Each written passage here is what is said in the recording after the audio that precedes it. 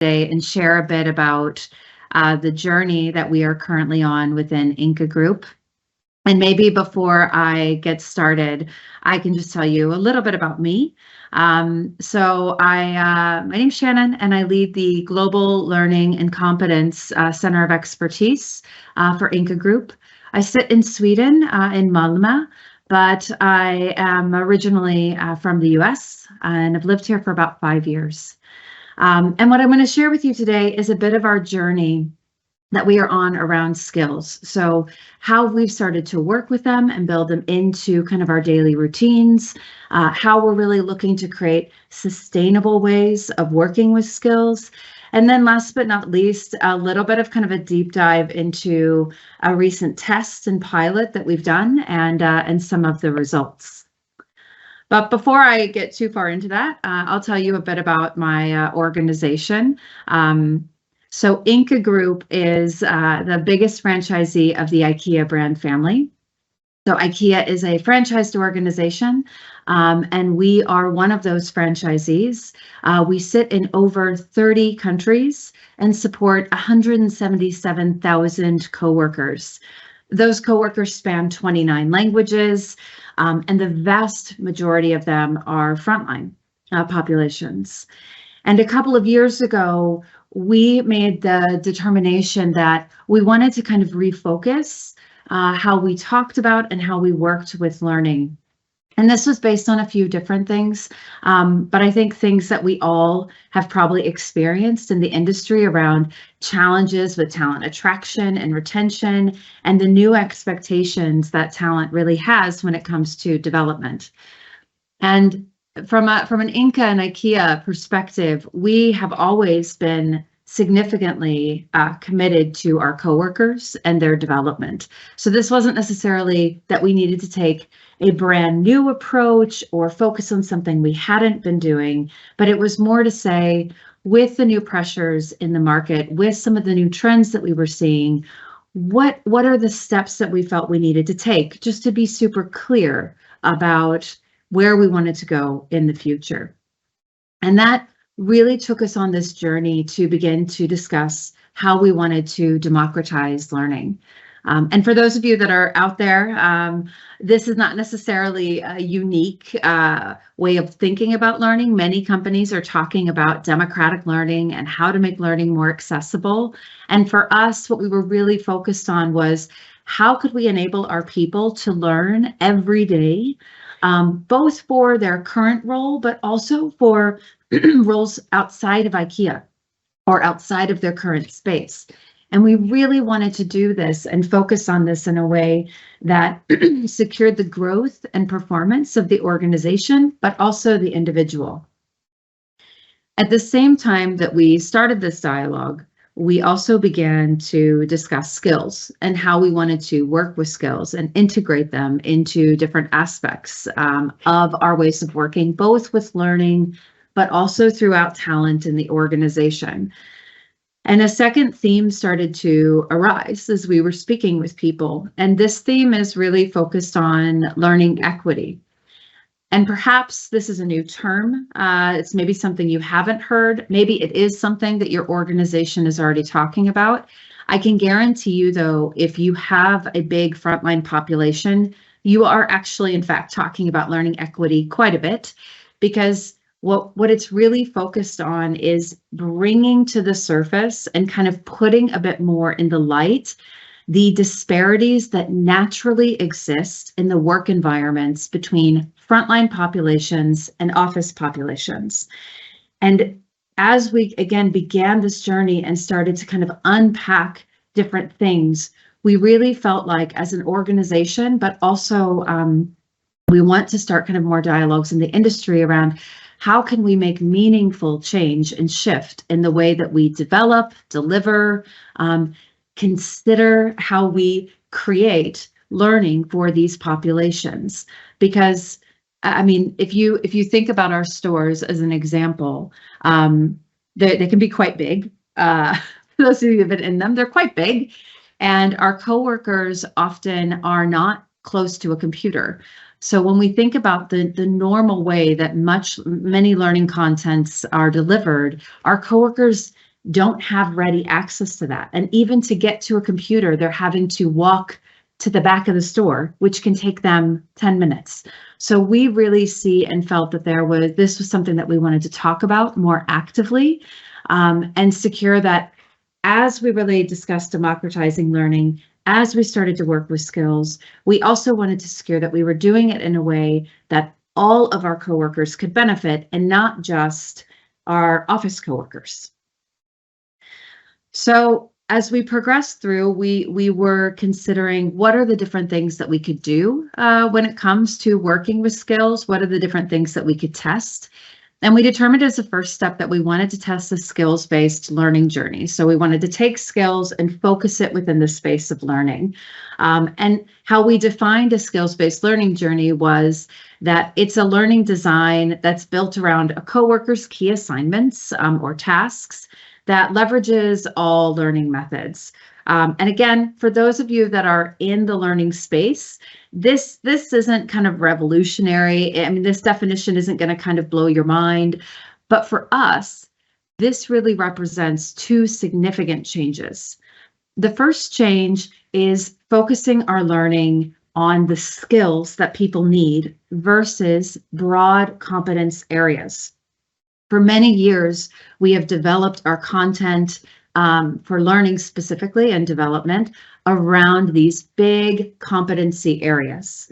And while we have very strong reviews of the learning content and our coworkers have shared that they really appreciate it and like it, we also see trends that they don't always feel it's relevant to them. So in shifting over to more of a skill-based design, we really had to help the organization understand that we needed to be more granular. We needed to really consider the context for the role itself and make sure that the learning met that.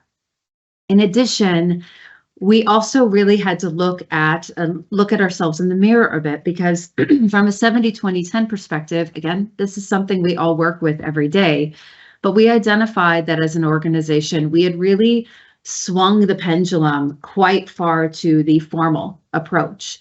And over the vast majority of our learning offers that had been created and that were available were actually learning offers that needed to be delivered in a formal way, either with technology or in a classroom. And as I just mentioned, if you think about even the time it would take one of our coworkers to get to that classroom or get to the computer, you've now added substantial time for them and for what we as an organization would need to secure. So with this commitment and with this approach, what we really determined and said was, not only are we going to focus on the skills and not the big competency areas that we're comfortable with, we will also secure that we deliver learning content in a much more intentional way that gets us further away from formal learnings and much closer to delivering learning on the job and with others and with a buddy. So this was kind of our first step. It was determining this scope. And then we had to secure the preconditions, right? Because it wasn't something that we could just make the decision and kind of jump into the deep end. There were lots of big pieces that needed to be in place. The first piece that needed to be in place was around our skills and our skills library and taxonomy. So we had to map skills to job families, subfamilies, cross-functional skills. And then we made the decision to also map skills to our leadership expectations. Now, I just said all that in probably 10 seconds and made it sound very, very simple, but that was not, and those of you working with skills, this is not a simple process. When we began our journey to map our skills to the different job families, we actually determined to map our skills to all job families. So instead of just focusing on one, we determined that we were going to map them across the entire organization. And while that scope was substantial and took time, and I'll walk you through a bit of how we did that in just a moment, we made that decision for two key reasons. The first reason was, as we were benchmarking and learning and speaking with with many other companies and many other individuals that were further along in the skills journey than we were at the time, we heard from many of them that they were beginning their work by really focusing on one job family and going quite deep. And they were learning a lot from it, and they were kind of, I don't want to say perfecting it, but getting closer and closer to maybe an ideal state that they wanted. But we also began to hear from them that it was challenging when they started with one job family to get out of that rabbit hole and really scale to more job families in, I would say, the pace that they wanted. And we assessed that that would also be a very likely outcome for us if we started with one job family. The second thing that we assessed, and this really links back to the learning equity piece that I was chatting about a minute ago, is what we didn't want was to begin to launch skills and make our skill library available, and then have coworkers who would not have access to it or to their career path just based on the role that they were in or the role that they were targeting. So we determined to secure equity, to secure that all of our coworkers would have access to the skills that they needed for their role today, but also the role for their future, that we would map everything at once. And we did this in a few different ways. First and foremost, and very transparently, I will say we did not have any kind of technology or AI support with this. It just wasn't in our landscape at that point. So we did all of this work manually. And how we did it was we worked with our PNC business partners. We worked with business family owners. We worked with subject matter experts. We worked with our learning and development team and knowledge leaders. And we basically sat down job family by job family and had a discussion around what are the skills that you need? This is what we see externally in, and really worked to refine what we felt were the most necessary skills for each of these job families. We also determined, based on the sheer volume of this work, that we would keep our skills high level for our first version of our skill library. And by high level, I mean kind of just what's stated on this slide. So at the job family level, at the subfamily level, and cross-functional skills. So we didn't go into really granular skills across all of our jobs and all of our job families. We tried to keep them somewhat high level in this first wave. And we have many learnings from that, which I'm happy to share with you guys at the end if there are questions. From there, once we finished this work, we started to discuss where we wanted to test it. So, okay, now we have the skills mapped. Where do we want to test this? Where do we want to see if creating a learning offer mapped to skills really works? And again, we made a conscious decision to focus on our frontline populations. So as I mentioned before, we have 177,000 coworkers, but the vast majority of those are in frontline roles. So for us, it was very important that we took this test and we actually delivered it to an audience that could have the most impact, but also that probably needs it more than somebody sitting in a corporate office. So we identified kind of our biggest coworker groups. We met with each of those businesses to assess readiness of the business, because there was a commitment from the business as well. This was not just a people and culture activity. And we aligned on partnering with our customer fulfillment organization. And then from there, the last step that we did was we mapped the skills. We actually went a bit more granular with the skills with our customer fulfillment organization. We determined to focus on the onboarding moment for new coworkers. And then this last step we took, which I would say we probably could have skipped, but for us, we wanted to really understand our current reality to the new reality, is we mapped the existing learning offer that we have been using up until this point to the skills that we had just mapped with the business. And I would highly recommend, if you're ever going through a process of trying to map your learning offer to skills or changing something, I would really encourage that you don't skip this step. Again, it would have been super simple for us to just say, cool, let's recreate the whole learning offer, go. But we learned two really interesting things. One we expected, and one we were actually quite surprised by. So the first thing that we learned when we mapped the learning offer and compared it to the skills was almost every learning object within the offer was formally delivered. So as I mentioned before, we knew that this is kind of a behavior that we've had as an organization. So we weren't super surprised by this, but I think kind of seeing it on paper really helped validate that feeling maybe that we had gone a bit too far to the formal side. The second thing, though, that we found and learned we were not expecting, and this was really surrounding that of the skills that we now had mapped to the goods flow coworker role, which is our logistics coworker, there was only one learning offer that was actually directly tied to a skill that the coworkers needed when they joined. The rest of our learning offers were more focused on like the what level, like this is what you're going to be asked to do, but they weren't actually digging down into the how. And this goes back to kind of what I was referencing before about this conscious move from focusing on competence areas and broad areas to being much more targeted and specific. Because this helped us with the change management with the business. This helped us within the learning organization so that we all could really have this moment of understanding that the change that we needed to go through was maybe more substantial than we initially assessed. And so a little bit of how we got there, and I've talked a bit about this, but we created the skills taxonomy and library. As I mentioned, we were really focused initially on kind of job family skills. We then started looking into leadership expectation skills. We are now just considering, do we also want to add sustainability skills to that, but we're quite early in that journey. We also had a really thorough project plan that we were working towards to understand how the different learning objects were being created, making sure that we were getting more learning objects that were, again, focused on the skills, but also focused on learning on the job so that people could practice what we needed them to know.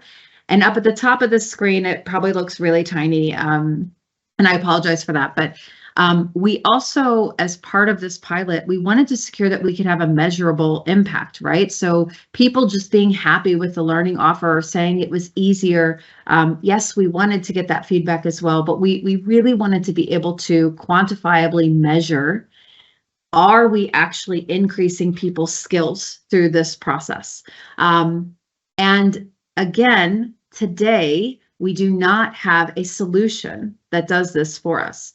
So with these pilot countries and locations, we worked with them to create this lovely Excel that we used. And basically it mapped every skill and the proficiency level that a new coworker would need. And what they would do is on the first day a coworker joined, they would sit down and have a conversation with the individual and say, where do you assess that you are with each of these skills? Then after the first month, they would sit down again and do a secondary assessment to say, okay, have you progressed? Have you, where are you now on the proficiency level? And then they did that again after the second month.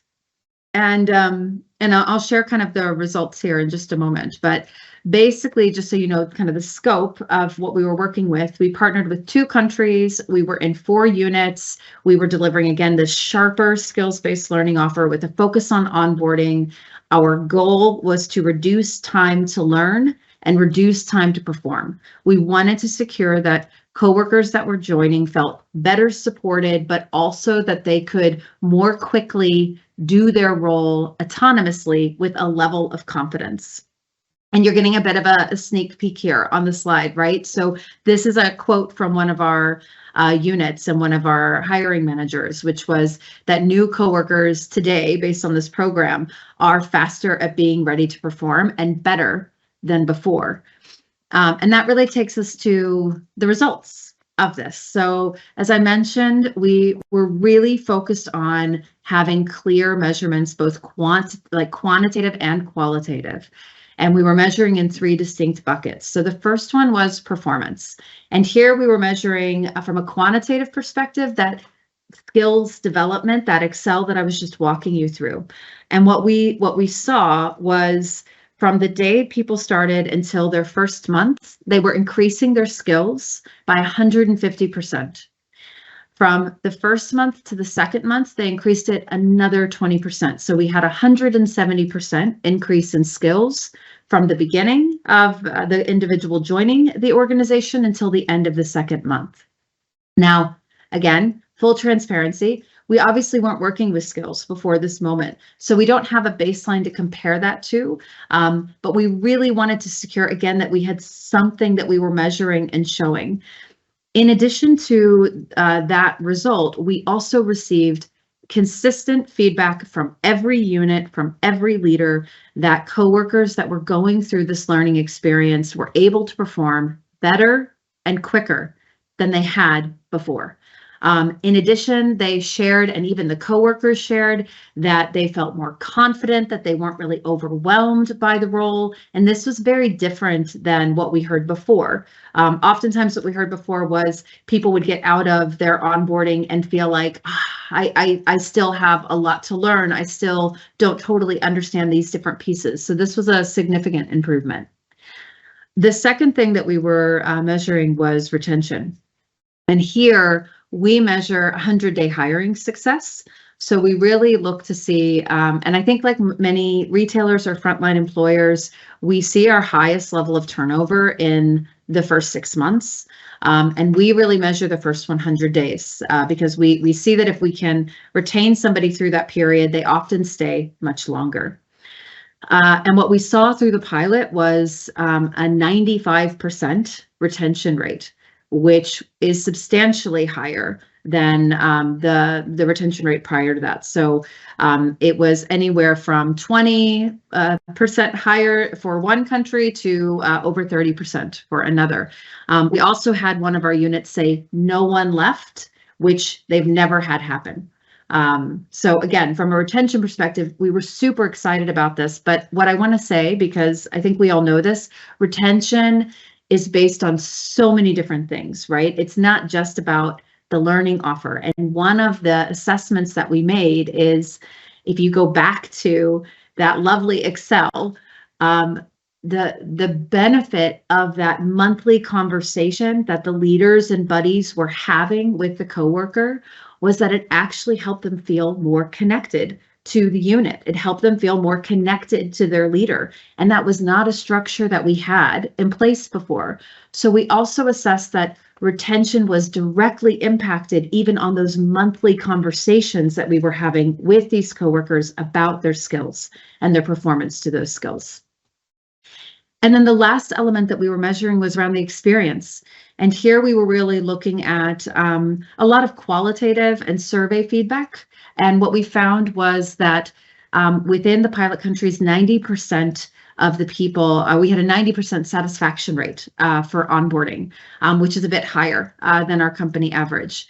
We also, as I mentioned before, received a lot of qualitative feedback from the buddies who are our trainers and the coworkers that working in this way, having really focused learning objects that are, you know, again, tied to skills and not these big areas, really helped everybody do their job in a better way with more confidence. And it was greatly appreciated. And so what we're doing now is we are in the process of determining how we can roll this out. As I mentioned, we're in 2 countries, so scaling in those countries, but then also making it available to others. For us, that means a lot of translations, which is sometimes a very complicated process that I'm sure some of you can relate to. We also have already begun development on new skills-based learning journeys based on the success of this. Those learning journeys won't just focus on onboarding. We're actually looking to see how can we really now apply this approach to daily learning, not just learning when you're new. And we are beginning to test a delivery solution for learning. The biggest piece of feedback that we got from the pilot actually was that the learning delivery methods still felt a bit analog. So we today do not have an LXP that we work with globally. So getting this content to the coworkers was still through SharePoint sites or LMS. So we are now actively working on a couple of pilots to test different solutions to see how can we, again, get learning to more of our coworkers in the reality of their work environment. Yeah, and with that, I hope you enjoyed this or learned something. I've really enjoyed sharing this story about, you know, how we're working with skills, how we've started to link it to distinct learning journeys, and ultimately where we're looking to go in the future. So with that, I will turn it back over to you, Fiona. I really love how you are making that distinction between equity and quality, and those numbers for retention, extraordinary, and 98% is amazing. As we now know, we have to be changing from acquisition to retention more and more. We are flooded with questions from the peanut gallery here. I can't get to them all, but I'm going to start with Anahit, who asked, do you have an average number of high-level skills that you want to focus on for each job family? And then a follow-up about culture. Do you do culture mapping? A great question. So on average, when we began this process, we were really focused at the job level. So we were trying to, we were mapping skills more to jobs, and we assessed, again, in this first step, we like to call it our skill library 1.0, that we were targeting about 12 to 15 skills per job. And again, this goes back to kind of that high level approach that we're talking about, because what we didn't want to do was kind of suddenly come up with 25 or 30 skills that we wouldn't be able to sustain. So initially we've started with a pretty small scope, and then on the culture piece, we have not mapped skills to our culture and values. We do have very distinct values within the organization. However, in mapping skills to our leadership expectations, those actually encompass our values as well. So the leadership expectations, which I know I didn't talk much about, they really are linked to how we work every day. And all of our coworkers are engaged with them. All of our coworkers speak about them with their leaders. So we'll be rolling out skills linked to those in the coming months. And we really intend to kind of test that at that point. Great. I think we have time for one more quick question from Eva Maria. She would like you to share examples of high-level cross-functional and leadership skills that you were able to map out.